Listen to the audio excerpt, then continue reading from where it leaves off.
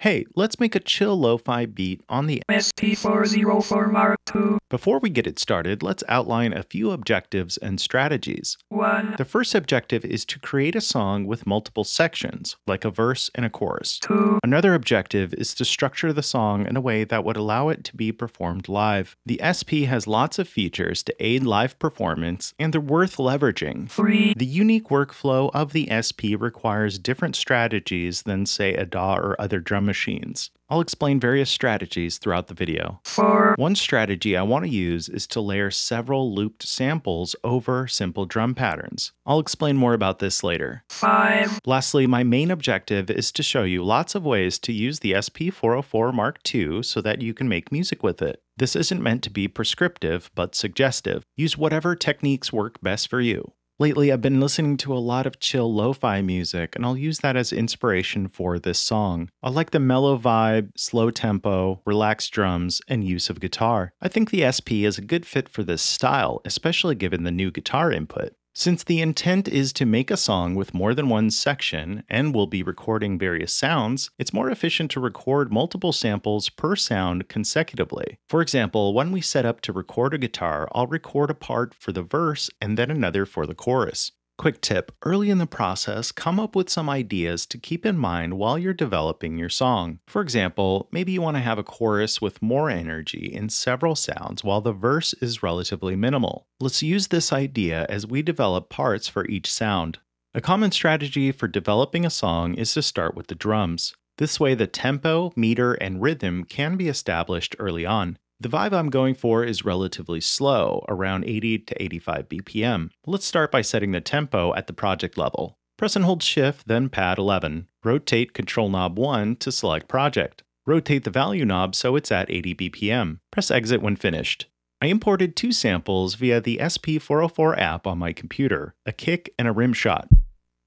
Let's create a pattern with these. Press Pattern Select. Press the Record button. The device will prompt you to select a pad to save the pattern to. Press a blinking pad. The display shows settings for the pattern we are about to create. Double check that the BPM is set to 80. We can adjust settings using the control knobs. Also, the pattern I want to create is relatively simple and on grid. Therefore, I'm going to use the step sequencer, aka TR Rec mode. Press the Remain button to switch between real time and TR Rec. Press Record to enter the step sequencer. I don't need the metronome on while I'm in the step sequencer. Press and hold Shift and then press Pad 9. This toggles the metronome on and off. Press and hold Sub Pad. Select the kick sample, then release Sub Pad. Use the control knobs to adjust parameters before placing the step. I want a strong kick on the first beat of the measure, known as the downbeat. Set the velocity to around 100, then place the step on Pad 1. Let's repeat this on the second measure. Use the value knob to switch measures. Place the step. Now I want a weak kick just before the second measure starts.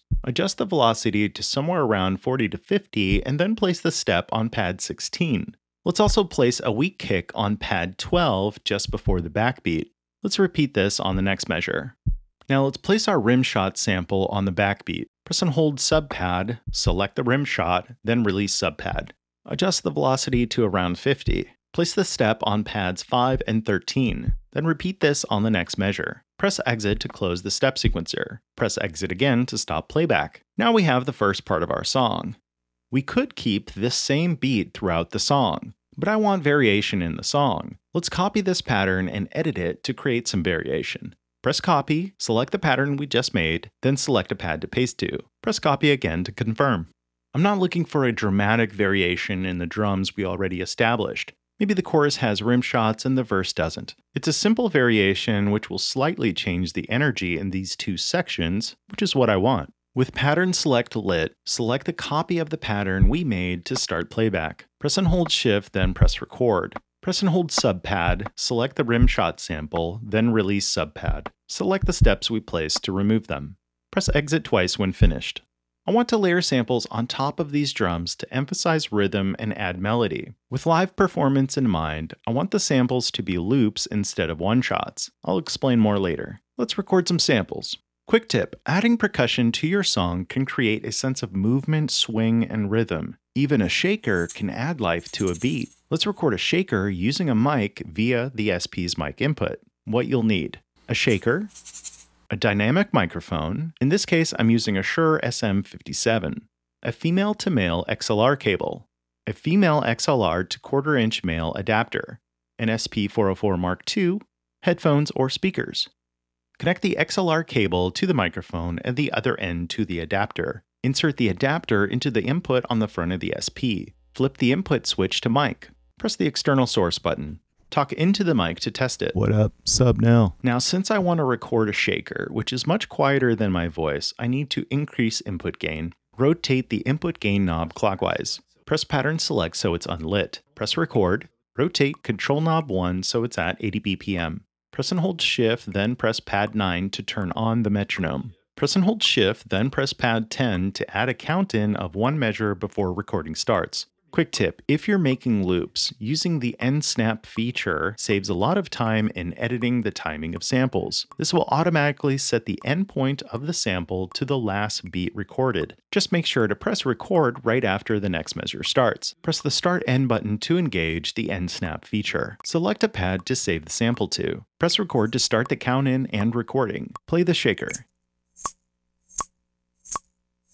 Press record when finished. Quick tip, while recording, if you know you want to scrap the take, press exit. Repeat this process until you have a take you like. With the mic still set up, I'm going to record a variation on this rhythm and save another sample.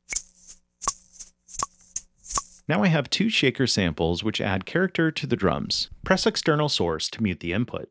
We can normalize these samples and increase their volume. Select the samples pad, press the start end button, press the value knob, rotate it to select normalize, and then press the value knob to confirm. The sample should be much louder now. Let's discuss the strategy behind using sample loops. It's very common for music in certain genres to feature a loop where the drums or melodies repeat throughout one or more sections of a song. The strategy I'm using is to create loops for everything but the drums. I could also make a loop for the drums, but in the interest of showing you various options, I'll use a hybrid approach where patterns and loops can be used together. An important thing to know about this strategy is that I don't want the pattern to trigger the loops. Instead, I plan to trigger each loop in real time as the pattern plays. The advantages of this are: 1. It allows me to perform the song by selecting and playing samples in real time, and I can improvise and perform the song differently each time. 2. It allows the loop samples to have lengths that are independent of the pattern's length. For example, one loop can be 8 measures long, another can be 12, while the pattern is 2. If the pattern triggered these loops, it would only play the first 2 measures before starting over. 3. It allows for minor differences in timing between loops, which make the performance less rigid. 4. The pro tip advantage to this strategy is that you can create polyrhythms by using different time signatures in each loop. For example, one loop can be in 7/8, another can be in 3/4, etc. Since we're making sample loops, we need to check them for timing. Playing a loop against a simple 4/4 pattern will tell us if the loop's timing is correct or not. We can also check it against a metronome, but I find it easier on this device to check it against a pattern. First, let's set the sample to loop. Select the sample, press gate so it's unlit, and press loop so it's lit. The sample will play and loop until we press it again to stop it. Quick tip, you could make a simple pattern just for checking loops. For example, I made a pattern that has a short hi-hat sample playing on each beat. Let's use this to check loops. Press pattern select so it's engaged. Select a pattern. Then press pattern select to leave pattern mode. Now this is critical. Play the pad exactly on the downbeat. If you mess up, press the sample to stop it and then try again. You'll want to let the sample play for multiple measures. If the loop stays in time with the pattern, we can move on. If you hear the sample drift away from the beat over time, its length needs to be edited. If the sample is behind the beat, it needs to be shortened. If it's ahead of the beat, it needs to be lengthened. Press and hold shift, then press exit to stop all playback. It's important to know that a loop has 3 points: start, end, and loop. As you're editing loops, all 3 points may need to be adjusted. The sample begins at the start point and plays to the end point. Then it repeats at the loop point and plays to the end point, staying in this cycle. Most of the time, you'll want the loop point and start point to be the same. One reason not to do this is if you have a loop that's 2 measures long and you don't want the whole loop to repeat. You can set the loop point at the start of the second measure. The first measure will only play when the loop is initially triggered and repeat the second measure until you stop the loop. Select the first shaker sample. Press the Start End button. Rotate Control Knob 2 so that the loop point is the same as the start point. For the sake of learning, let's assume End Snap didn't perfectly set the endpoint. Rotate Control Knob 3 to adjust the endpoint of the sample. You can zoom in by rotating the value knob. With the pattern playing, play the sample on the downbeat. Let it play for several measures. Repeat this process until the loop stays in time with the pattern. If you wanted to, you could truncate the sample to the start and end points, but I'm going to avoid this for now in case the start and end points need to be readjusted. Since I normalized the sample, it's much louder than I want it to be in the mix. Let's lower its volume. Play the pad. Press the pitch speed button. Rotate Control Knob 3 to bring down the volume. Press the pad to stop playback. Let's record a synth to create a loop of chords. The workflow is similar, though we'll use the line input. What you'll need for this: a synth with a line output. I'm using an OP1 field. A cable to connect the device. In this case, a 2/4 inch TS to 1/8 inch TRS cable. An SP404 mkII, headphones, or speakers. Connect the cable from the line output of the synth to the line input on the back of the SP. Press the external source button so it's lit. Play notes on the synth to test the signal. Press Pattern Select so it's unlit. Press Record. Press Start End to engage End Snap. Select a pad to record to. When ready, press Record to start the count-in and recording. Play notes on the synth.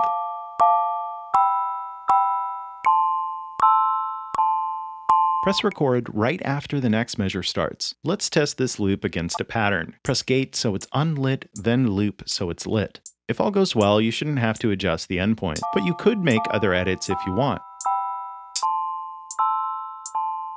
With the synth still connected, I'm going to record a variation on these chords. I also want to apply an effect to the input. Press and hold Shift, then press the external source button. Press the value knob to select the input effect. Press the value knob again to select effect type. Rotate the value knob to select an effect. You can adjust the parameters of the effect. When finished, press Exit twice. Press Pattern Select so it's unlit. Press Record. Press Start End to engage End Snap. Select the pad to save the sample to. When ready, press Record to start recording. Play notes on the synth.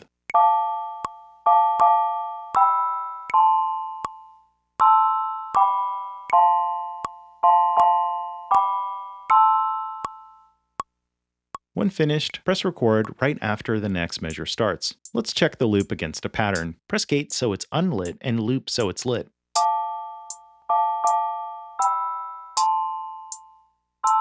Press and hold Shift and then press Exit to stop all playback. I'm going to record another sample using the synth for a bass line. I'll repeat this process, and now we have a loop of a bass line.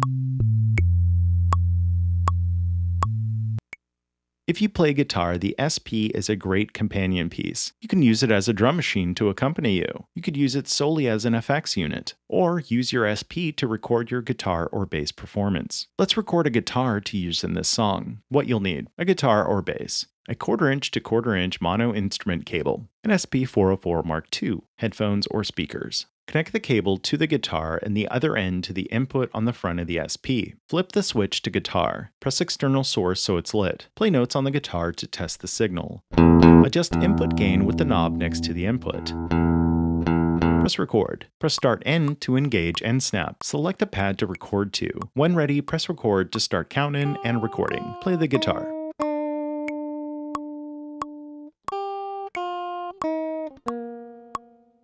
Press Record right after the next measure starts. Test the sample against a pattern.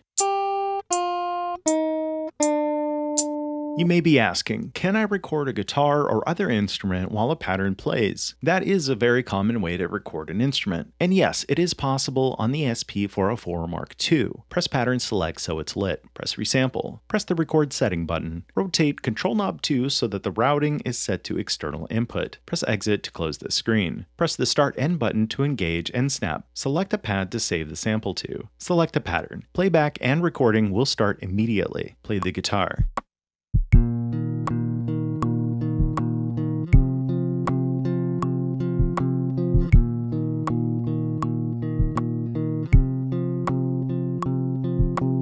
Press Record right after the next measure starts. A quick note about resampling. I found it difficult to use the resampling technique when recording a guitar because the count-in timer isn't enabled in this mode. Roland, if you're listening, it would be great if the count-in feature could be an option during resampling. Also, since we're making requests, it would be useful if we could set the length of a sample or resample before recording starts, and it would stop recording when it reaches that length. Maybe this could be done by holding down the roll button in the record settings screen to set the length. To fix this sample, which has one measure of dead space before the guitar begins, we need to edit the start point of the sample. Press the sample's pad. Press gate so it's unlit, then loop so it's lit. Press start end. Rotate the Control 1 knob to get the start point to the beginning of the guitar playing. You can zoom in and out using the value knob. Adjust the loop point with Control knob 2 so it's the same as the start point. Play the sample against a pattern. Adjust the start, end, and loop points until the timing matches the pattern.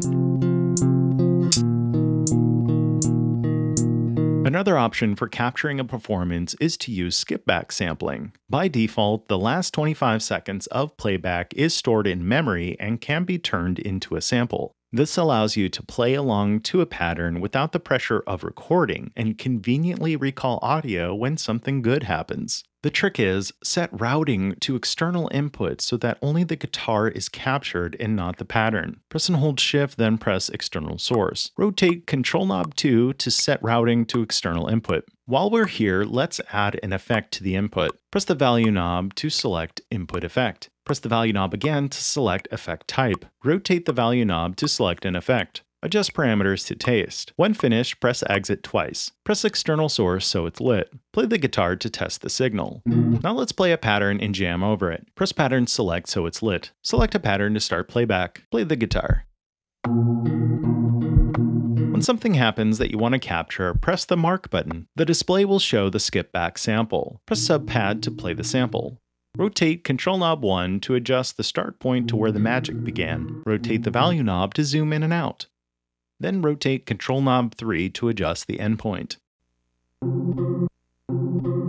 Since I want this to be a loop, press gate so it's unlit and press loop so it's lit. Rotate Control knob 2 so that the loop point is the same as the start point. Next, we need to save this recording to a pad. Press record. Select a pad to save the sample to. Play the sample against a pattern. Press Pattern Select so it's lit. Select a pattern to start playback. Press Pattern Select so it's unlit. Play the sample in time with the pattern. Press Start End. Adjust the start, end, and loop points until the timing of the loop matches the pattern.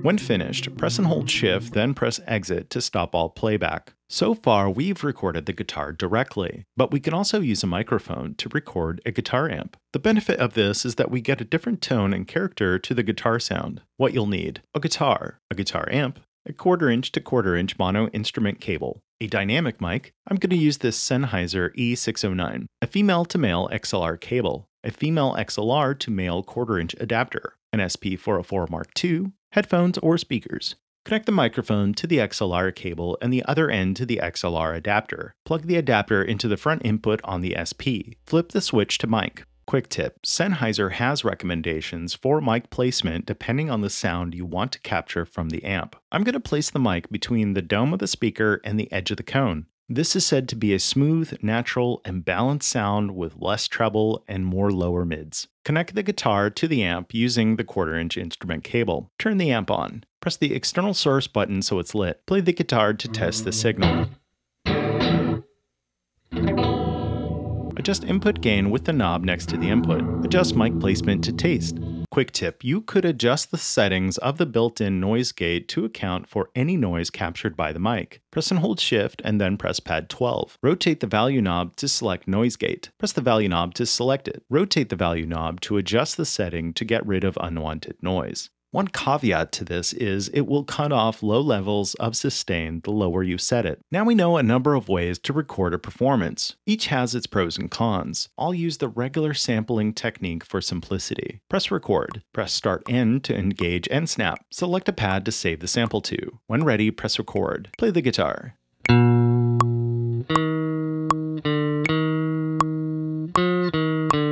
Press record right after the next measure starts. Press gate so it's unlit and press loop so it's lit. As before, check the sample against a pattern and adjust the start, end, and loop points as needed. Press and hold Shift, then press Exit to stop all playback. Let's say we didn't like the buzz from the amp in this sample. One solution is to apply an effect to remove unwanted frequencies and then resample it. Let's apply the isolator effect to remove some higher frequencies from the sample. Play the sample. Press the isolator button to engage the effect. Rotate the control knobs to adjust the parameters of the effect. When we like how it sounds, press the samples pad to stop playback. Leave the effect engaged. Press Resample. Press Record Setting. Rotate Control Knob 2 so that routing is set to Mix. Press Exit to close the screen. Press the Start End button to engage End Snap. Select a pad to save the sample to. Play the pad that contains the guitar amp sample. Press Record right after the next measure starts. Press the Isolator button to disengage the effect. Play the new sample to test it. Press the pad to stop playback of the sample.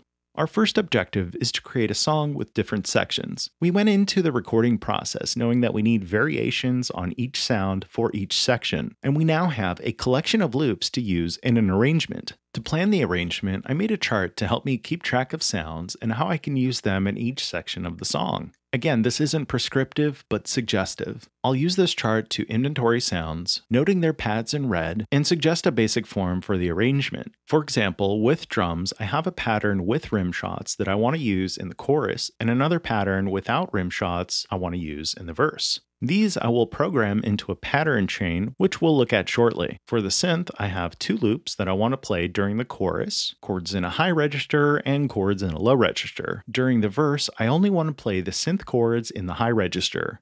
Because these loops are meant to be triggered in real time, the advantage to this is that there's tons of opportunity to improvise. Let's use the pattern chain feature to connect the drum patterns and serve as a basic arrangement of the song. Press Pattern Select so it's lit. Press and hold the Hold button and then press a pad to select a pattern chain. Press the pads to create a sequence. Let's say the pattern with the rim shots repeats 8 times, then the pattern without the rim shots repeats 4 times. To perform the song, we have lots of options. Let's start by playing the pattern chain. Then we can trigger samples in real time while the pattern chain plays. With the pattern chain selected, press Subpad to start the pattern chain. Press Pattern Select to leave the screen. Play the loops in time with the pattern.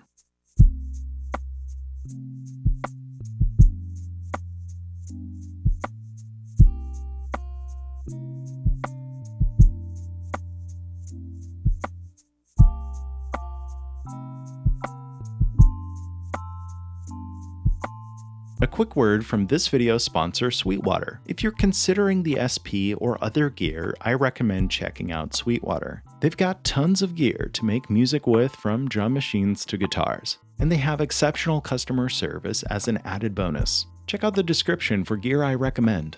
If you're still watching, you're awesome. Subscribe if you learned something. Also, consider joining my Patreon if you want to support this channel. There I've posted samples from this video, and I'll be posting exclusive behind-the-scenes content about creating music videos and other wizardry. Thanks for watching. Peace.